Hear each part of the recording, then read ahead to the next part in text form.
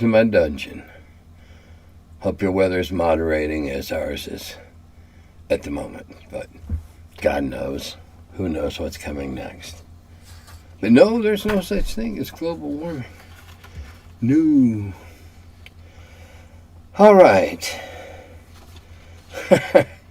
Yeah, I'm going to start with the first question that I had, or comment, and it's also a great way to open the night. Quick question. Which bloom was the worst, Brian or Kevin? Without a doubt, Kevin. Brian at least was a gamer at heart. I'm not sure Kevin had a heart. Brian was often well-meaning. Kevin often had many meanings to what he said and did. He had his brother Brian in a Svengali-like control after a while. I'm not sure how that came about, but without a doubt, Kevin was the worst. Kevin was Grima Wormtongue feeding lies and poison into Brian's ears. He did it pretty successfully on a couple of occasions. But for the most part, well, I mean, God bless him, Brian's passed on now. And when Kevin left, what did he do? He became a lawyer. Soulless, conscienceless.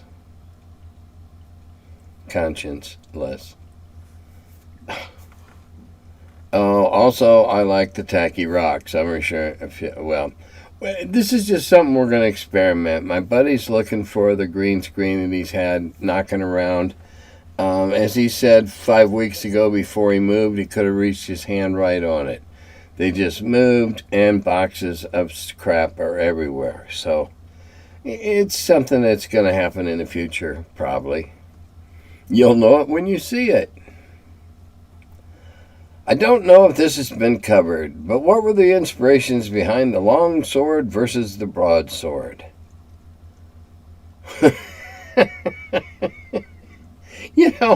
I looked these up in a couple of different places to see how they statted out. And essentially, they're the same weapon. Why, short swords are 6, okay, so the next sword's up's got to be 8. But long swords and broadswords are pretty much interchangeable. Now, if you're an armorist and you collect swords and that, okay. There are some long swords who are 3, but perhaps 4 inches longer, and they are lighter to compensate for that extra metal.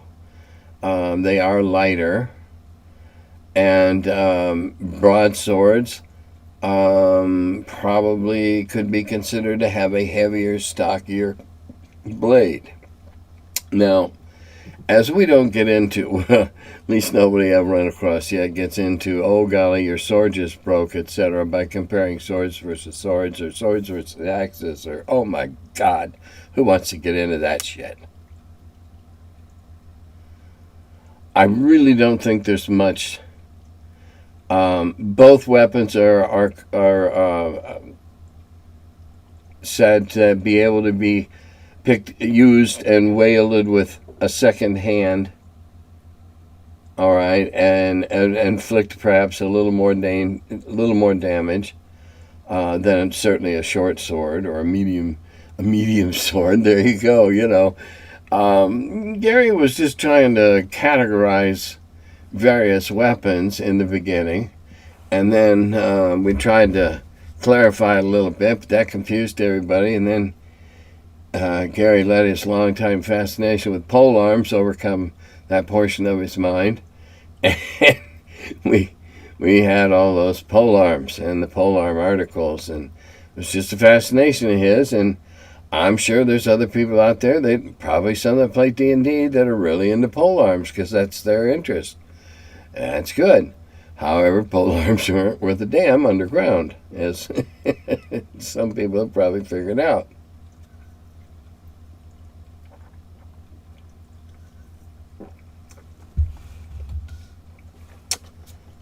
Someday I'll have to talk about the 10-foot pole. All right, now here we go. This is like a quote. If you want, take the left turn tunnel, turn to page 56. How do I feel about solo adventures? Do I play them? Why? Or why not? Given your previous exclamations of being principally a board gamer, I hazard a guess that you're not a big-time solo gamer, but I wonder if you've had experience editing, consulting, or writing on any solo games. And then it goes on, if so, how was the experience? What insights have you gained from this? Have I got a favorite or a least favorite? Okay. Personally, I do not see the purpose behind a solo RPG adventure other than buffing a character. Getting some more kills, some more experience points, whatever. Playing with yourself, you can take that a couple of different ways, is not my idea of great fun. I play games for the camaraderie, the friendship, the banter that goes on, the friendships you make. I don't play games to buff up a character. Now, there have been many attempts at solitaire games. The only one that I have experience with that I like is B-17 Queen of the Skies, which is definitely a board game type the game that is basically rolling a boatload of dice from time to time and rolling back, and in that sense it is a board game, and you as the flight crew, the pilot and your sort of flight crew, are playing against charts and tables of possibilities to be hit by anti-aircraft, heavy anti-aircraft, light anti-aircraft, other reasonably predictable possibilities. And I played a crew that had an astonishing track record through great die rolls and luck and whatever. Came back in on one engine or 2 inches out once or twice, and came back in once with only one landing gear or so, and survived. And I think I had 7 of the original crew of 10, and we made our 25 missions. And I did that simply because I just fell into that rabbit hole. I've really stopped, since I got this question, I've really thought about this, and I don't see the purpose of solo adventuring except for buffing up. I don't see any charm or appeal to it. It's not the same as, pick your own dungeon adventure type books. Now we're talking, this individual uses the word scenario, but I'm sure scenario, module, adventure, the 3 of them are fairly interchangeable. At least, if you have the context, you'll know what's what. One time, the only time that I could see any value or any reward would be the novelty of the first time through, but that's it. Gone. You can, roll dice and roll dice, and the computer will roll dice against you, and that's basically what it is. You find some treasure or whatever, and is your DM even going to let you bring it back into the game, or bring it into his world or his game? And I'm not being, for the people out there that enjoy it, okay, I simply don't understand it and don't find any appeal to it. So all the rest of your follow-up questions are null and void, moot, as it were. I can't think of any particularly awful ones because I never really had the interest to look into at any depth at all, other than maybe reading the back of the back cover with the synopsis. Just I don't grok it.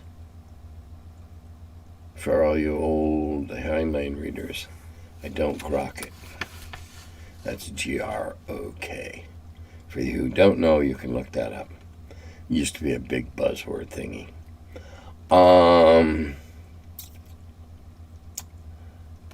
Okay. Now, the person who wrote these questions, I am not in any way, shape, or form trying to make fun of you, belittle you, denigrate you, but you are a wonderful example right now for what I like to call common sense gaming. All right, so I'll go. If a PC has a lantern, for example, and uses it to strike a foe, is there a chance that the foe, or perhaps even the PC, might be burned as a consequence? Follow up, what sort of chance would you allow for this sort of complication to arise when PCs use makeshift weapons, providing that a makeshift weapon bears the potential for breaking in interesting or complicated ways? Question 3, would you advise a rule of thumb or a very general table of possible outcomes for using not made for melee? And the last, in instances where PCs or NPCs need to improvise during melee by picking up anything to hand, as in the Jackie Chan and his bricks. What should the effort cost them for picking up a makeshift weapon? Is there a penalty such as turn loss they have to spend? Sorry, okay. Let's apply common sense to this. Let's apply real world. All right, first off, proficiency with a weapon requires muscle memory. Basically, without muscle memory, you're not going to survive very long. That's what practice is for. That's what doing a lot is for. Okay? So that's muscle memory. If, for instance, you find yourself in a melee with this circumstance where all you have is a lantern, or let's say that you're walking along with your lantern, you're on point, you're the meat sack for the party, and you walk at a corner and there's something standing there and you're holding the lantern, whack. All right, let's look at it from a common sense point of view. What would we do as just our ordinary people? And I'll give myself a break and everybody else that needs it. Let's all consider that we're 28-year-old trained athletes, or no, take that back. Not trained athletes, fit fighters. All right, now whether you're a thief, rogue, or a cleric swinging a morning star, or a fighter, actual fighter type, fighting man with a wedged or pointed weapon.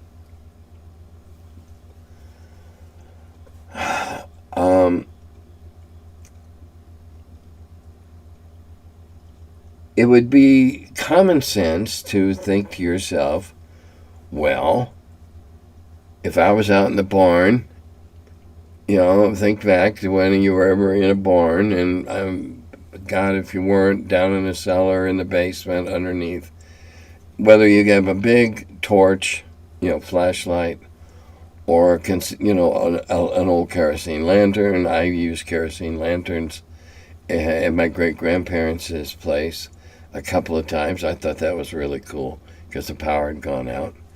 And I thought we were like pioneers. Anyway, let me get back on the track here. I tend to wander when I get enthused.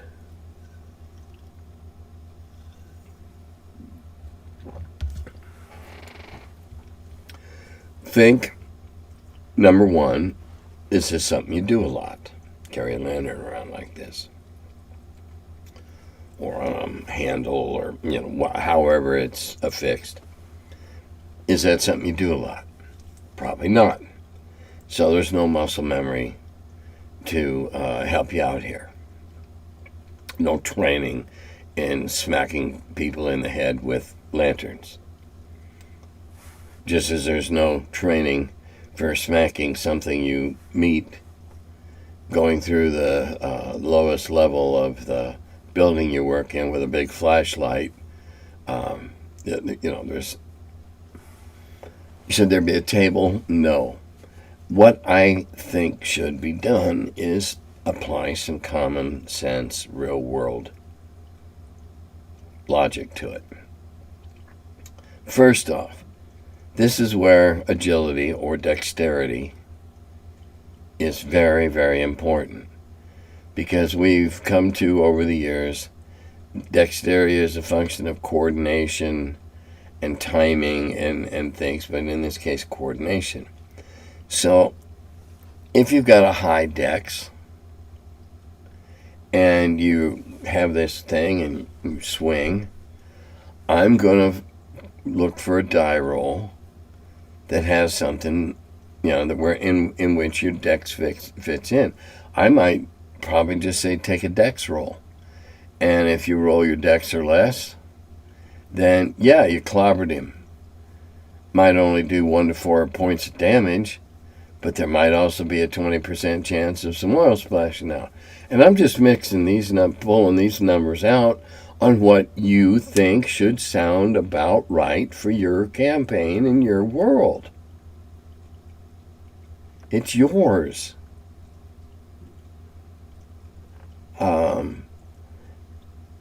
Fighters in the middle, in my 10 segment lead thing, guy who has lost his weapon, had it broken, still sticking in something or someone or whatever, for whatever reason. He rolls a 3. He says, I'm looking for something. Oh, I see this big piece of malachite over here. I'm going to pick it up and clobber him in the head with it. I'll say, you rolled a 3. Okay, you can do it on 7. Or you can do it on 9, or you can do it on 1 or the next one. All depending upon what it is they want to do, or to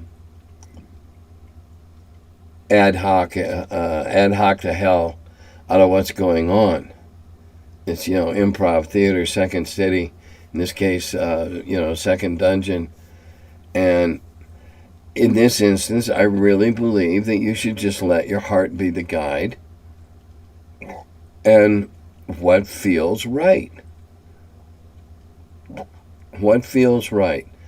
Look at those 6 stats and think of all the different nuances that apply to them. Particularly dex. I think dexterity is one of the most underrated stats. In my view, the way I wrote the stuff that I wrote, dexterity was not just ability to bend in funny directions or to twist in funny directions, but also to manipulate small things, pick locks, whatever. Dex is just an overall general how much you are in your body physically. How well are all the little buttons and strings being pushed and pulled.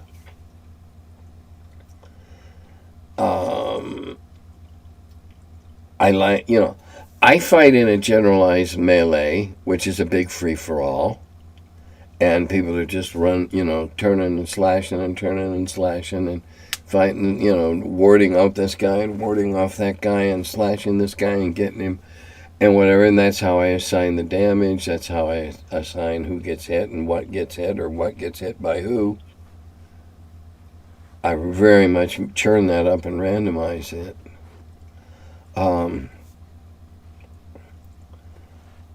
I think you should just make what feels right to you for an alteration. Again, it depends on how you roll your initiative.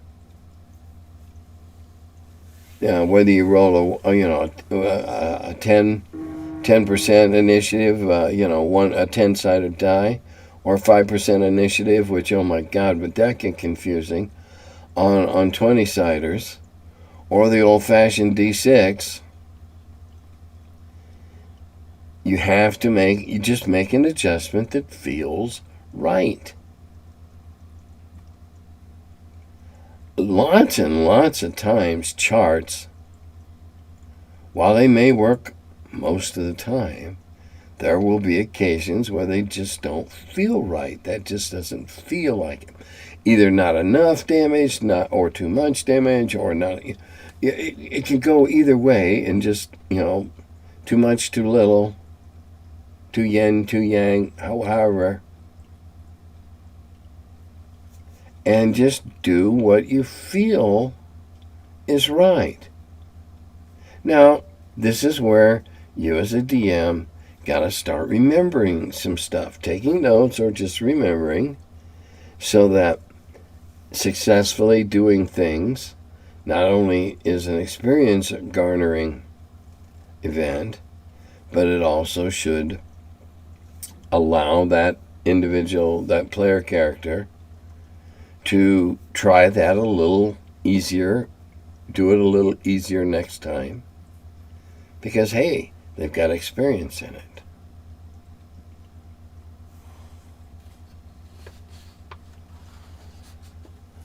No chart. There's too many. God knows, this game's got way too many charts and tables. We don't need any more. Okay. I've got to wonder how many, if any, of MAR Barker's associates and gaming companions were aware of his vitriolic, hateful ideas. Well, I can tell you, sorry, sure as hell weren't. I doubt that Dave Arneson would have been, because I do doubt that Dave Arneson would have associated with somebody with that mindset. I don't believe Dave Arneson had a biased bone in his body.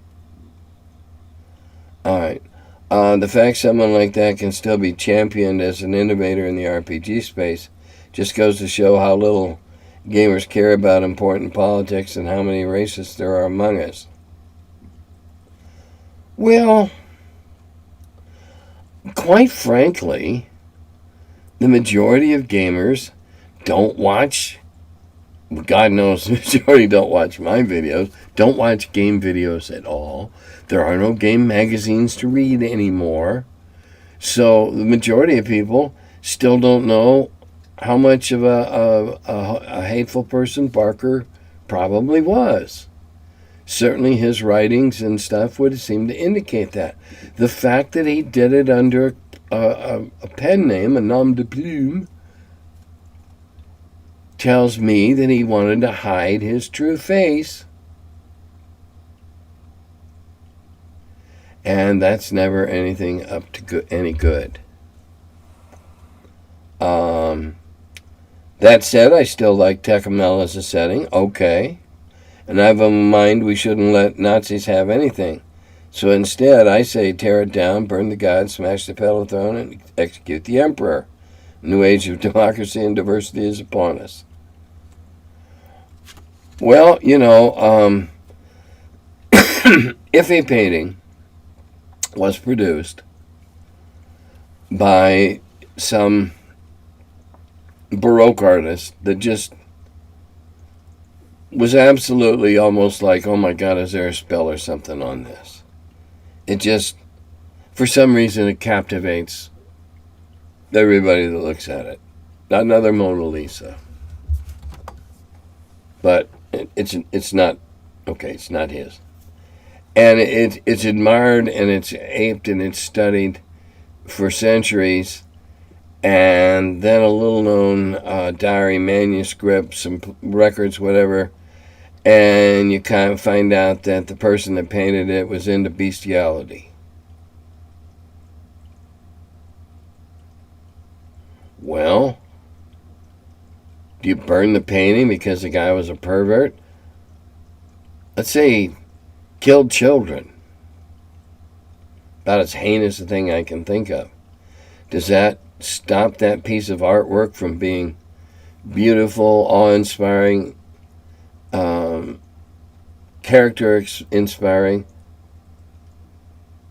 Hard question, isn't it? You know, what if Hitler had been a better painter? There are 2 or 3 or 4 of his watercolors extant today. And what if he'd been a better painter? What if he'd been a master, besides being a master megalomaniac moron, delusional type? Do we burn the paintings because of the painter? I don't know. I don't have an answer. I think it's something that people need to think about, though, in terms, particularly in terms of Barker. It would appear that he was a pretty hateful person.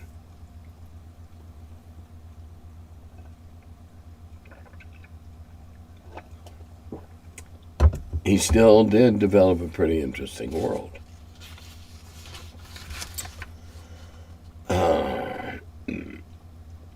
First, thanks for keeping it real and not following the tribalism bullshit that seems to be gripping our hobby on all sides. We play the game to have fun. Point of a game, after all. On that point, I recently read Maze of Peril by John Eric Holmes. The book is based on his own adventures. I wanted to point out how in that book, a dark elf is in the party, a tiefling is the captain of the town guard, a centaur joined the party, albeit briefly, etc., etc. I say all these memes about how 5e is making parties a mess of various humanoid monsters that's ruining the game. In my own anecdotal experience, whenever we saw a cool monster, and you can list several here, someone tried to play it as a PC. Tom's book seems to back this up, not to mention a section of the DMG about playing monsters as PC. 5e didn't start that. No, they didn't. But they sure made it easier, didn't they? They facilitated it. In the beginning, when we thought, oh, well, yeah, okay, it's possible, but it's probably hard because it's against the beast's nature. And if you take the accepted or stereotypical or whatever description of what is classified as a monster, anything not a PC or an NPC, if you take that,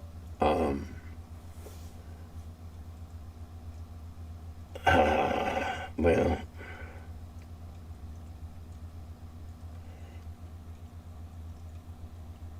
yeah, it would. We thought, okay, that'd be interesting. That'd be really hard to play, but for an expert player who's gotten bored with regular types, that'd be interesting to do. But then what we were doing was when we were doing it, and now they're doing it when they're doing it. The fact that the book makes mention of the fact that there was a bunch of various player types in the groups at the table. Okay, that's fine. That was his world, and if your world you want to do it, that's fine.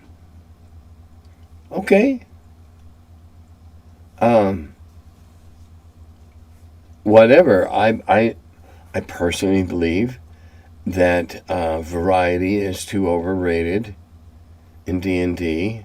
I could keep you running in a campaign for years and years and years and never use anything that wasn't in the first 3 Little Brown Books as antagonists, with the occasional one-off.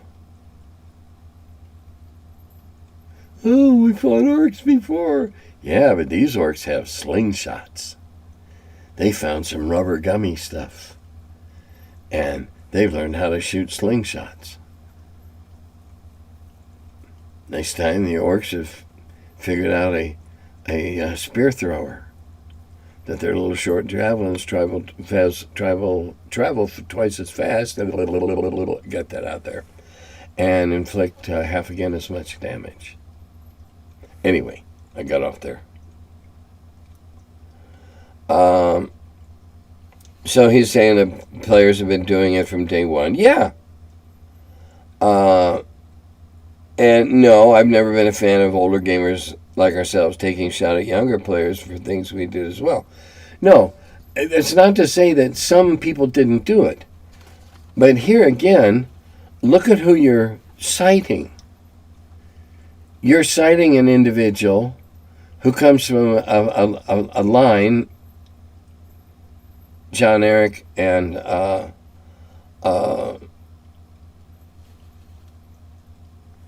John Eric was trusted to develop basic beginners because he had such an encyclopedic knowledge and grasp of the game that we trusted him to do that. People that know the game well enough, or as well as they want to, frequently do add in stuff, one-offs, weird stuff. That's fine. That's fine. But I still think 5e has way... I mean, my God, the last time I saw a list of character types, it was literally, if it was in 14-point type, it'd be as long as my arm. Oh, well, just another old man griping. All right, thanks for offering an opinion on Rings of Power. They hate everything, people are ragging on it hard, and I haven't had a chance to watch it yet. You and an LOT-based channel seem to like it for completely different reasons, which is a great sign. And I got another one on that. Thanks, Tim. I hadn't realized it was out.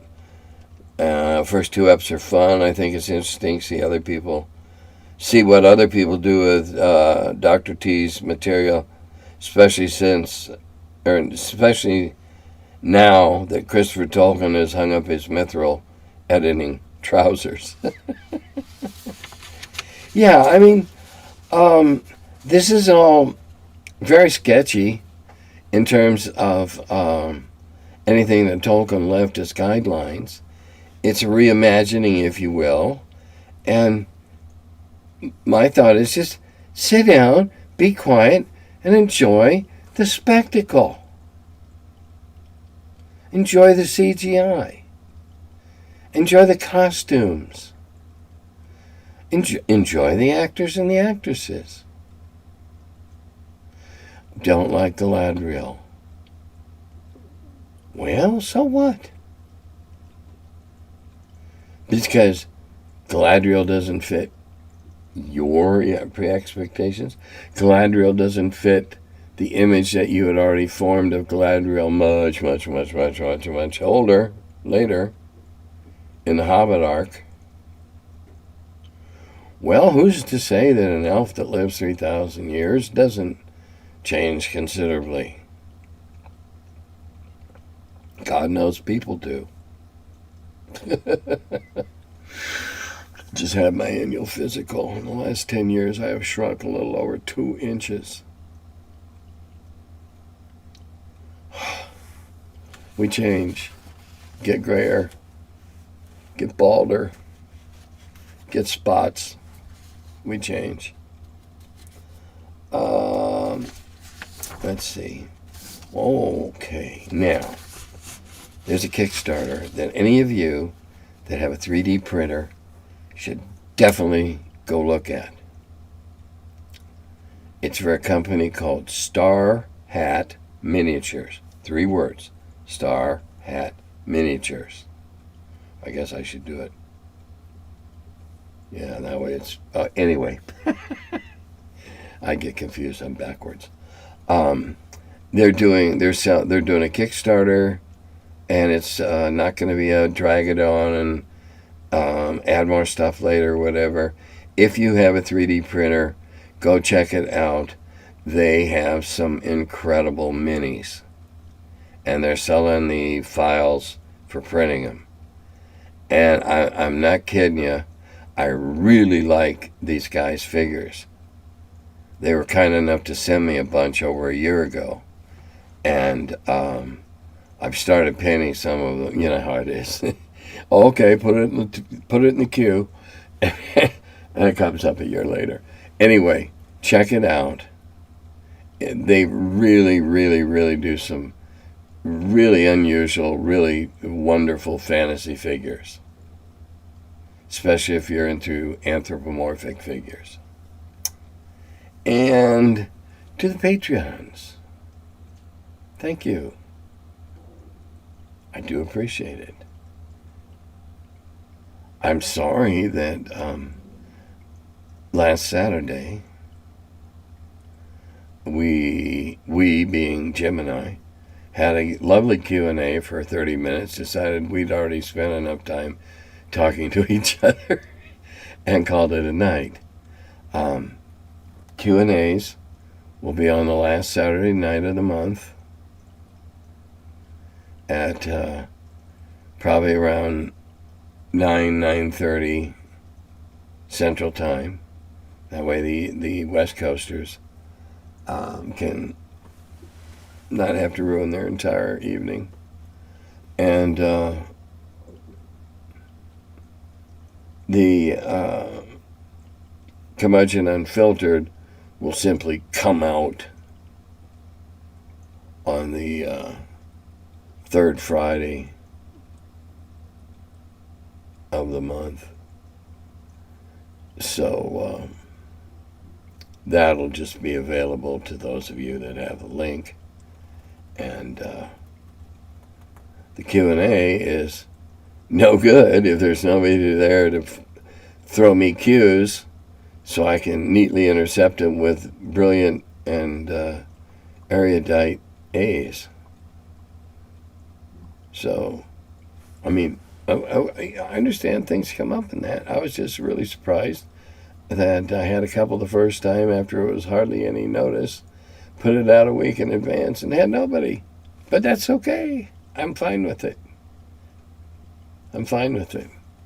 And if you think that Saturday nights at 9 o'clock or 10 o'clock are bad, then start sending me in comments to that effect, and we'll take an informal straw poll and see if there's a better time to do it where more people can attend. But I can tell you now, it can't interfere with Premier League soccer. Don't. Nah, I DVR that. That's all I got. I'm doing one more this month, and I'm skipping the last weekend of the month because I'll be back in good old Moline, Illinois for my 55th high school class reunion. And it's kind of cool because oddly enough, it's one of the few places I go with a lot of people where they have no idea who I mean, they know Tim Kask for having gone to school, but they have no idea what I did with D&D and all that kind of stuff. Because we all graduated in 1967, and most of them went off to college, and a bunch of us went off to the military, and that was that. And so I never stayed in touch with any of the people I graduated with, not even the one I enlisted with at the same time, because we got shipped to different coasts.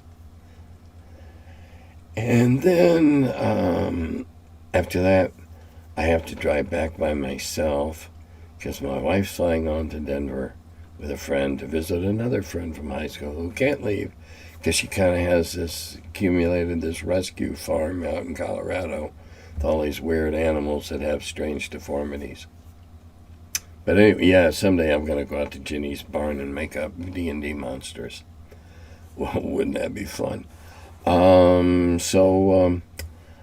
These don't get any more interesting unless you send me more interesting comments to make response to. So I'm at your mercy.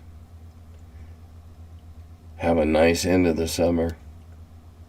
Enjoy the beginning of the fall. Whatever. Dodata Gobi.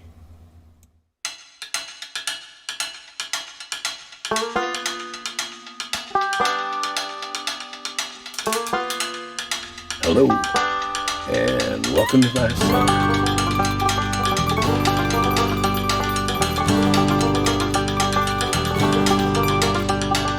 He's the curmudgeon who wrote about the dungeons. Now he's the feller, live from the cellar. Talks about D&D and old school RPGs. Still quite a feller, the curmudgeon in the cellar. Last man around when them rates went down. Called in Gary in that Lake Geneva town.